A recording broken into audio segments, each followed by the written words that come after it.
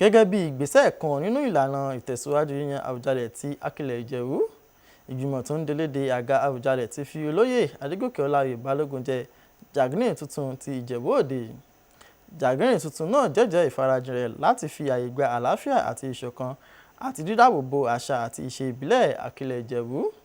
Blessing Adéwuyì wà ní ààfin Àwùjalẹ̀ ní Ìjẹ̀bú Òde níbi tí ayẹyẹ náà ti wáyé, ó sì jábọ̀ ìròyìn. Ẹgbẹ́ ìròyìn náà síwájú sí i. Pẹ̀lú ayọ̀, ijó àti ìfọ́ni Jàgínì tuntun ti ìlú Ìjẹ̀bú Òde, olóyè Adégòkè Ọláoyè Balógun wọ aṣọ àlà funfun gbò tí àwọn ẹbí, ọ̀rẹ́ àti àwọn olólùfẹ́ rẹ̀ sì ń jó tẹ̀lé. Àwọn ẹlẹ́ṣin náà ò gbẹ́yìn bí wọ́n ṣe ń jó bọ̀ láti agbo ilé rẹ̀ lọ sí ààfin Àwùjalẹ̀ níbi tí ìfijẹ oyè náà ti wáyé.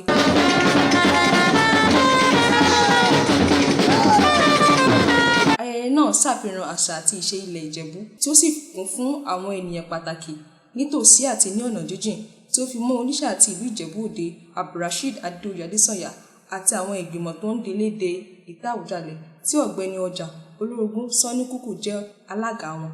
Nígbà náà ni ó tó àkókò tí Gbẹ̀dẹ Àwùjalẹ̀ ṣe ètò ìfijẹ oyè àti ìṣe ọ̀ṣọ́ fún Jàgínì tuntun.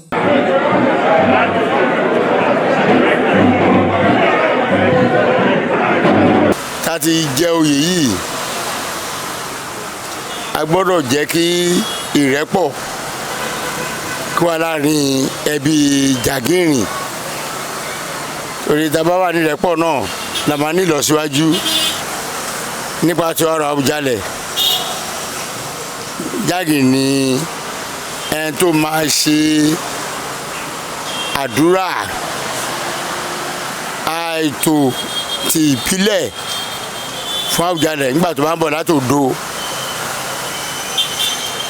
Ẹ̀dá tó bá kúrò lódò yẹn, ilé Jàgínì ló ń bọ̀ direct ní Òyìnbó ní Ìdèlè ń bì.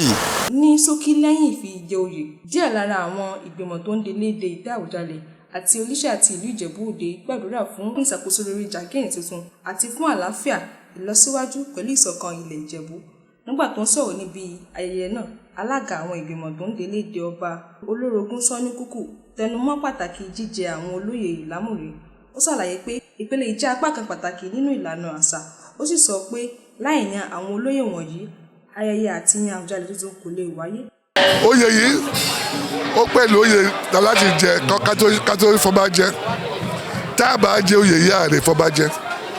So adẹ̀ ti ṣe ń sìn, ó mi pé àti yọ̀ yẹn kúrò ńbẹ̀. Èyí tó wá kù àwa mú kankan. Àwọn olóyè kọ́ máa jẹ́ pé àwọn ju Àwùjalẹ̀ lọ. Àwọn làwọn gbé débẹ̀ kọ́ máa dọ̀rú ẹ̀ wò.